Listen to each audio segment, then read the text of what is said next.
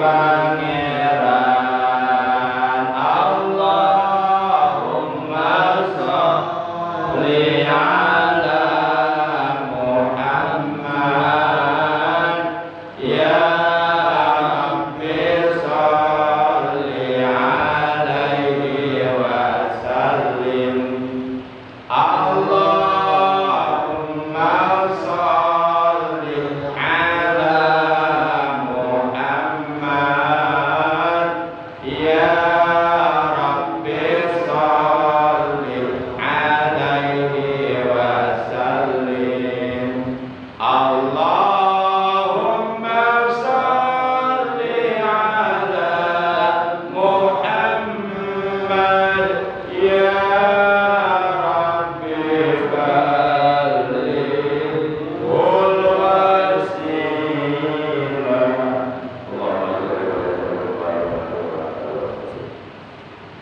Ma'asyiral muslimin rahimakumullah wa hadakumullah. Perlu kiranya ketahui bahwasanya baginda kita yang mulia tercinta Nabi Agung Nabi besar Muhammad sallallahu alaihi wasallam, beliau pernah bersabda, "Sholatul rajuli ma'al jama'ati khairun min sholati arba'ina sanatan fi baiti munfaridan."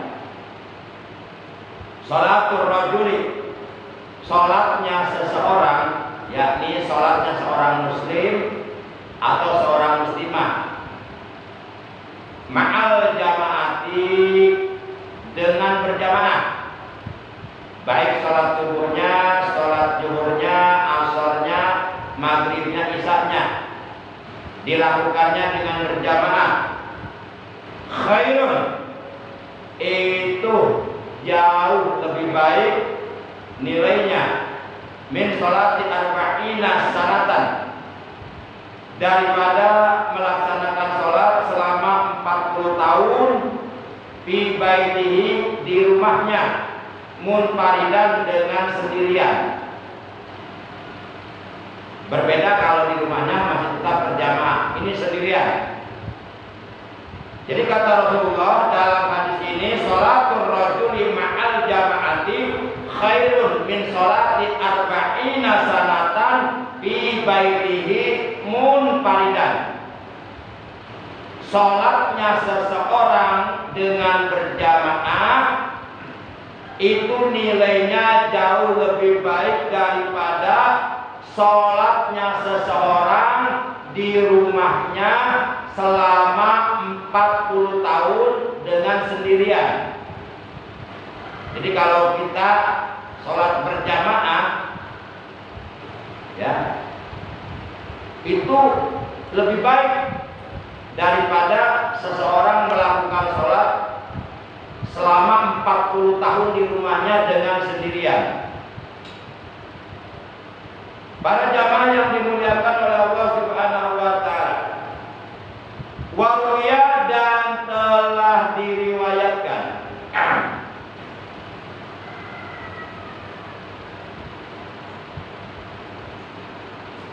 annal jama'ata, bahwasanya bermula sholat berjamaah, tabdulu, itu lebih unggul, lebih utama, lebih istimewa, alal mufradi, atas sholat sendirian, bisab'in wa isrina darajatan, dengan selisih 27 darajat.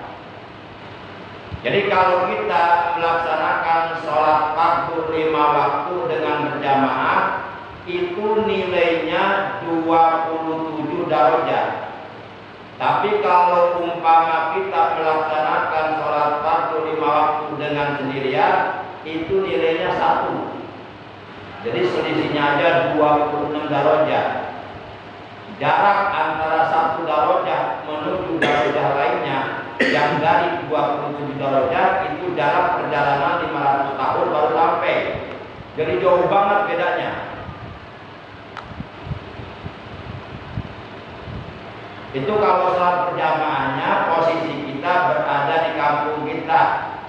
kita melakukan sholat berjamaahnya di masjid yang ada di kampung kita. Berbeda dengan kalau kita melaksanakan sholat berjamaah sedang dalam perjalanan, tapi masih tetap tidak mau ketinggalan berjamaah. Itu beda lagi, lebih besar pahalanya. Bukan 27 darajat, tapi 50 darajat. Kalau umpama kita masih bisa melakukan sholat berjamaah dalam posisi kita masih sedang dalam perjalanan jauh, status kita sebagai musafir misalnya ke Jawa Timur, tapi kita tetap berusaha untuk tidak meninggalkan berjamaah, itu lebih besar lagi pahalanya. Bukan hanya 27 darajat, tapi 50 darajat. Kenapa lebih besar? Karena tantangannya lebih berat. Tentu melakukan sholat berjamaah dalam posisi sedang bepergian jauh itu lebih berat tantangannya daripada melakukan berjamaah sedang berada di rumah, di kampung kita. Kalau ada berada kan kita banyak tantangannya, juga semudah apa yang kita bayangkan. Belum nyari masjidnya, itu pun kalau kedapatan masjidnya. Apalagi kalau kita melakukan perjalanan jauhnya bukan mobil pribadi, nggak bisa berhenti semau kita. Misalnya mobil omprengan lah, tapi kita nggak bisa memberhentikan mobil omprengan semau kita. Itu kan tantangan. Para jamaah yang dimuliakan oleh Allah Subhanahu wa Ta'ala, kalau kita turun, ya berarti udah nggak usah naik lagi, berarti angus tuh ongkos kita. Kalau mobil omprengan, ya kalau pribadi sih enak, kita mau di mana berhenti tinggal berhenti aja. Kalau di rumah terus maksudnya gimana? Berjamaah, tapi sendirian di rumah selama 40 tahun. Tapi tetap, sebenarnya begini ya, sebenarnya keabdolan berjamaah itu sebenarnya kalau yang sudah saya temukan di kitab Fathul Mu'in, sebenarnya letak yang menjadi ukuran sholat berjamaah itu akan semakin afdol sebenarnya dasarnya bukan tempat sebenarnya. Walaupun ada keterangan yang menyatakan bahwa sebaik-baik tempat untuk melakukan sholat adalah masjid. Betul itu. Jadi masjid itu sebaik-baik tempat untuk melakukan sholat bagi umat Islam. Tapi dalam hal berjamaah, sholat berjamaah seseorang akan semakin dinilai bagus oleh Allah bukan terletak pada tempatnya, terletak pada kuantitas jumlah jamaahnya. Artinya walaupun umpama mengerjakan sholat berjamaahnya di majlis taklim atau di musola atau di madrasah atau di masjid bahkan, tapi kalau jumlah yang melaksanakan berjamaahnya banyak, itu yang dicintai oleh Allah. Jadi terletak pada jumlahnya. Daripada kita melaksanakan sholat berjamaah di masjid cuma 2 orang. Umpama itu. Misalnya di masjid ada 2 orang melakukan sholat berjamaah subuh, tapi di rumah ada 40 orang melakukan sholat berjamaah subuh. Mana yang lebih afdal? Yang banyak. Itu nggak mungkin kan, di rumah ada 40 orang. Iya, jadi contoh aja umpama. Tapi bisa aja ya, bisa aja seperti dalam sebuah acara lah, sebuah acara seperti acara-acara tertentu lah. Iya, pengajian keluarga besar misalkan, arisan keluarga kan, bisa aja mereka kalau mau ke masjid nggak muat di musola kecil, hanya mereka melakukan sholat berjamaah di rumahnya, juga bisa aja seperti itu. Jadi semakin banyak orang-orang Islam yang melakukan sholat berjamaah, itu akan semakin bagus, akan semakin disukai oleh Allah. Jadi letaknya terdapat pada jumlah, bukan tempat. Nah, sekarang saya nanya, lebih bagus mana kita melakukan sholat berjamaah di rumah 2 orang dengan di masjid sendirian? Ayo. Ayo.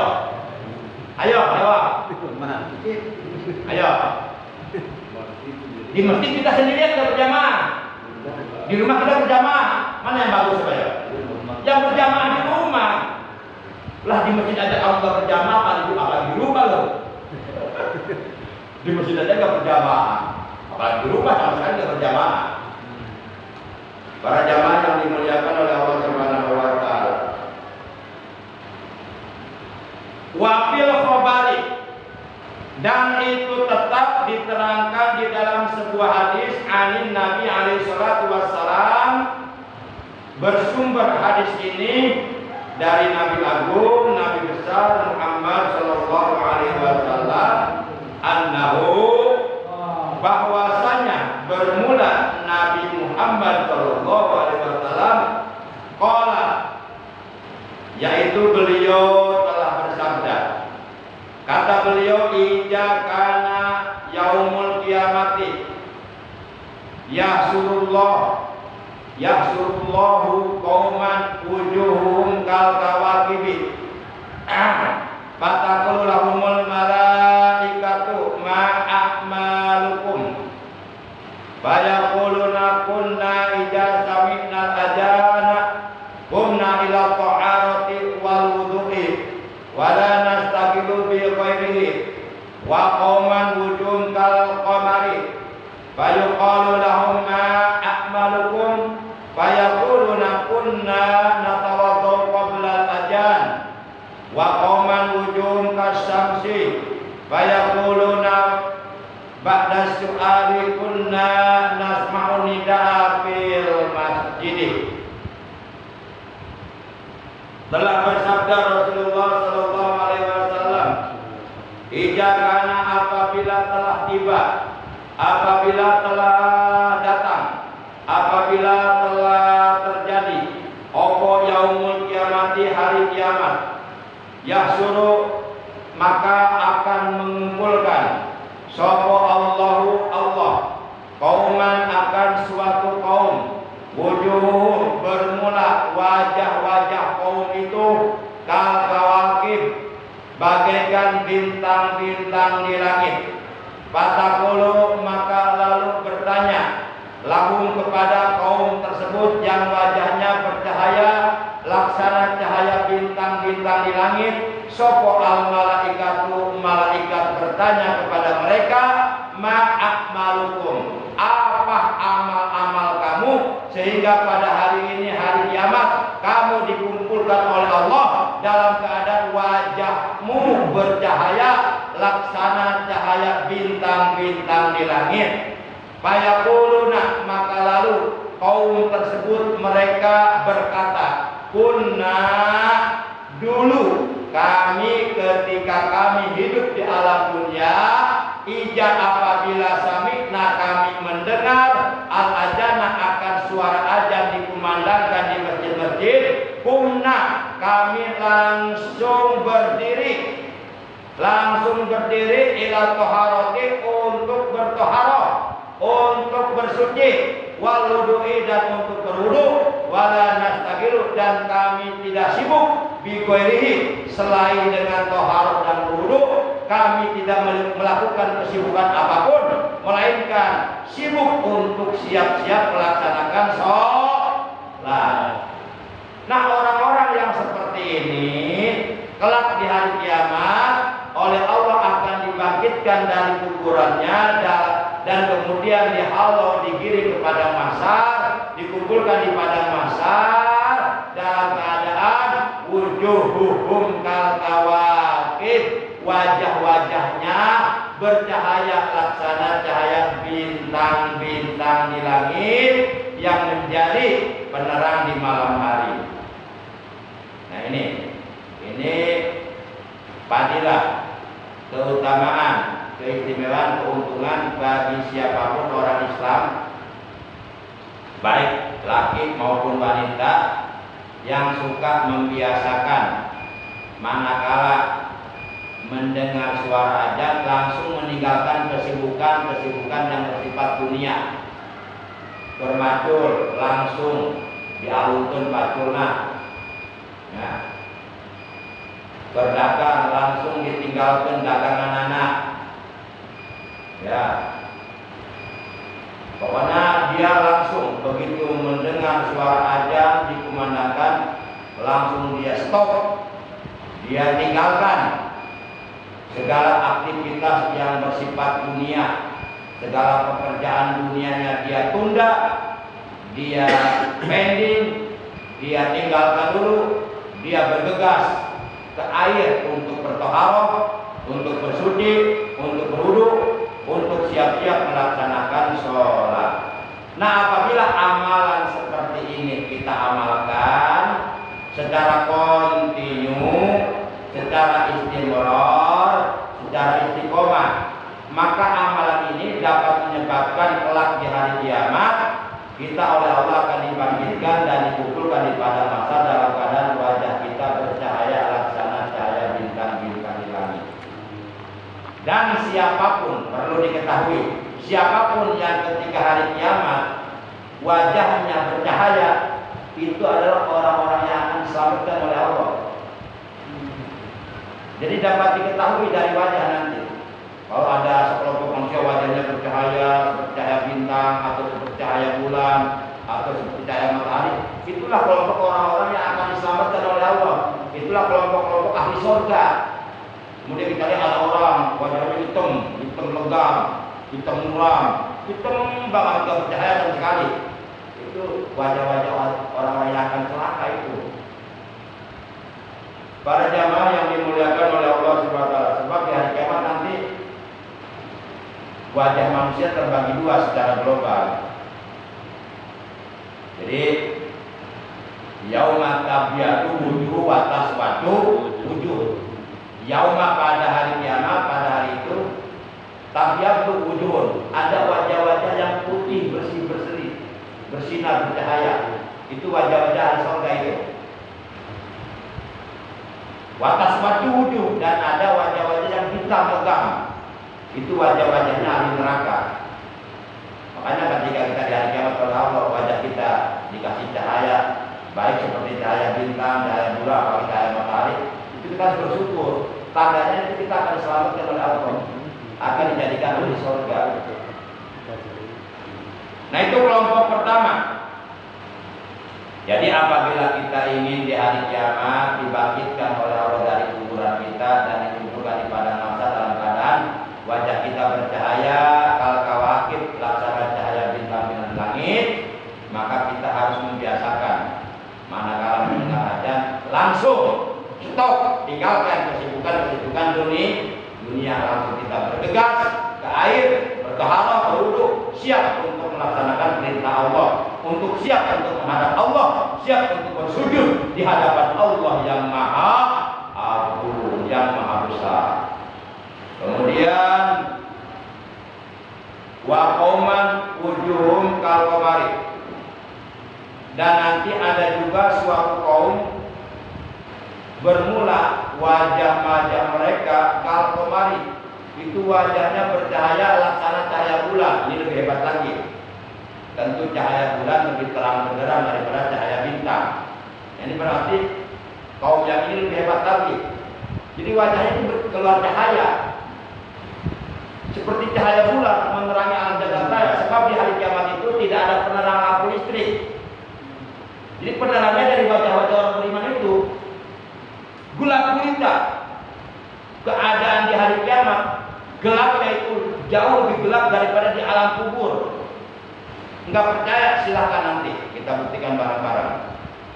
Atau seperti seseorang berada di dalam gua yang paling dalam, enggak ada penerang sama sekali. Nah, lebih gelap dari itu di hari kiamat itu. Di sana kita butuh penerang. Nah, penerangnya dari wajah kita, dari air wudu yang kita sering berwudu, itu akan jadi cahaya. Dari sholat tahajud. Nah, termasuk ini ada sekelompok umat manusia wujuhum kal qamari, wajah mereka itu bagaikan cahaya bulan purnama terang benderang. Fayuqalu lahum, maka lalu ditanyakan kepada mereka oleh malaikat. Kata malaikat, ma a'malukum fid dunya, apa amalan-amalan kalian yang kalian biasakan ketika kalian hidup di alam dunia? Fayaquluna, maka sekelompok manusia tersebut yang wajahnya bercahaya laksana cahaya bulan, mereka menjawab, kunna natawaddau qabla al-adhan.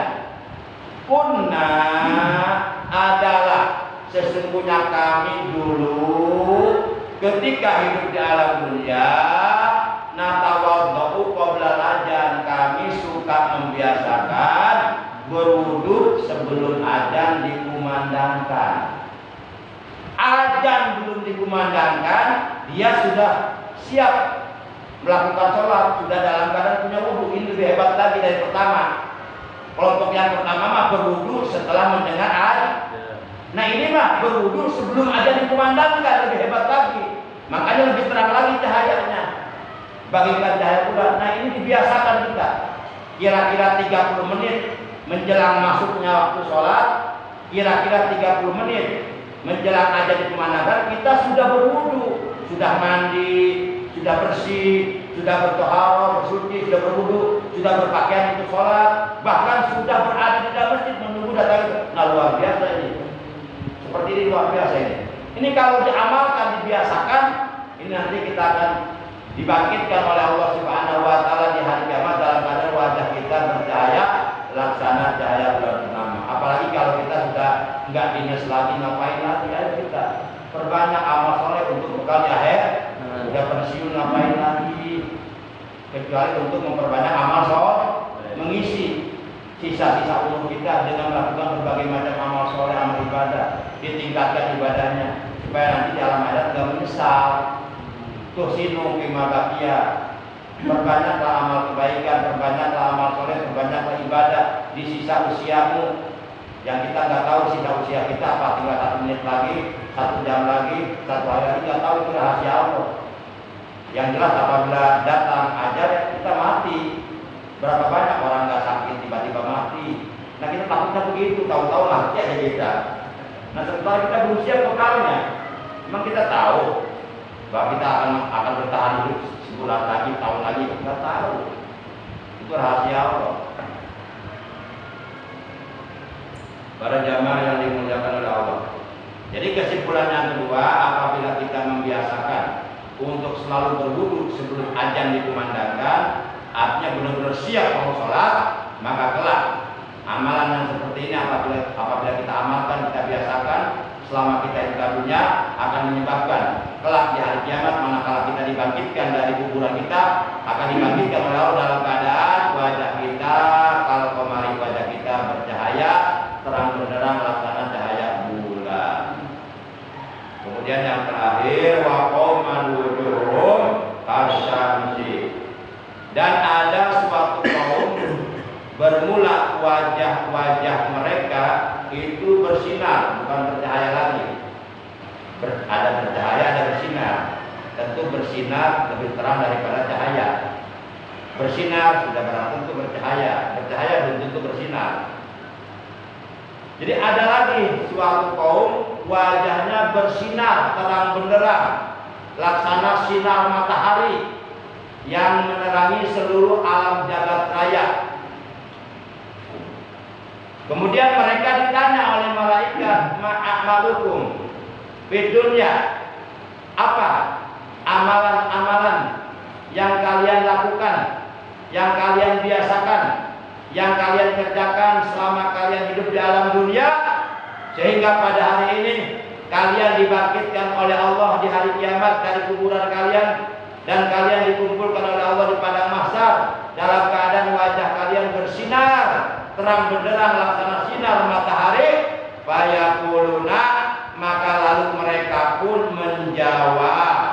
Jawaban mereka adalah kunna nasma'un nida'a fil masjid. Kata mereka, dulu ketika kami masih hidup di alam dunia, kami suka membiasakan untuk selalu mendengarkan azan di dalam masjid. Jadi posisi kami sudah berada di masjid, jauh sebelum masuk waktu sholat, jauh sebelum azan dikumandangkan. Kami sudah ada di dalam masjid, bahkan kami sudah melakukan sholat tahiyatul masjid, sudah melakukan sholat-sholat mutlak, sudah membaca Quran dapat 1 juz, sudah berzikir dapat 1000. Kami tunggu kedatangan waktu sholat, kami isi menunggu kedatangan sholat dengan berbagai macam ibadah, berzikir, bersolawat, baca Quran dan sebagainya. Maka hari ini kami dibangkitkan oleh Allah dalam keadaan wajah kami bersinar laksana sinar matahari. Jadi ada 3 kelompok tuh. Kira-kira kita maunya ada di kelompok mana nih? Kelompok pertama cahaya bintang. Kelompok kedua cahaya bulan. Kelompok 3 sinar matahari. Kira-kira bapak-bapak maunya ada di kelompok mana nih? Kelompok pertama, kedua, ketiga nih? Pasti maunya ada di kelompok ketiga, bersinar laksana matahari. Ya baguslah, masih ada kemauan, bagus, masih ada kehayang itu. Walaupun realitanya kenyataannya selalu tertinggal, ya banyak. Dan minimal ada kehayang lah. Minimal ada kehayang lah. Bukan yang keluar kita ada kehayang menurutnya, usahakan gitunya. Dapat pertolongan dari Allah. Iya.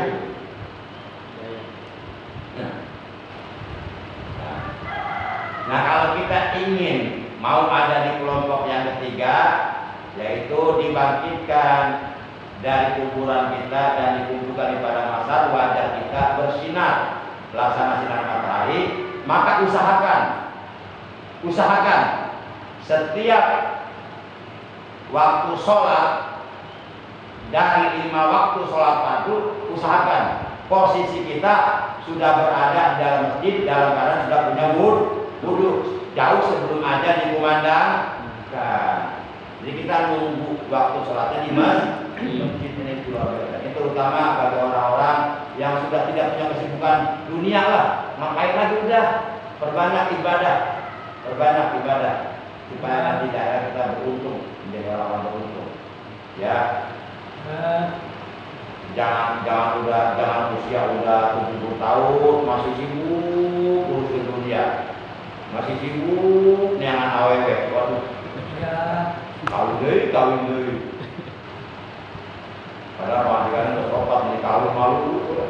Nah, kalau ada orang tua seperti ini, namanya buah nangka biji kemiri, buah nangka biji kemiri. Buah nangka biji kemiri, tua bangka tak tahu diri.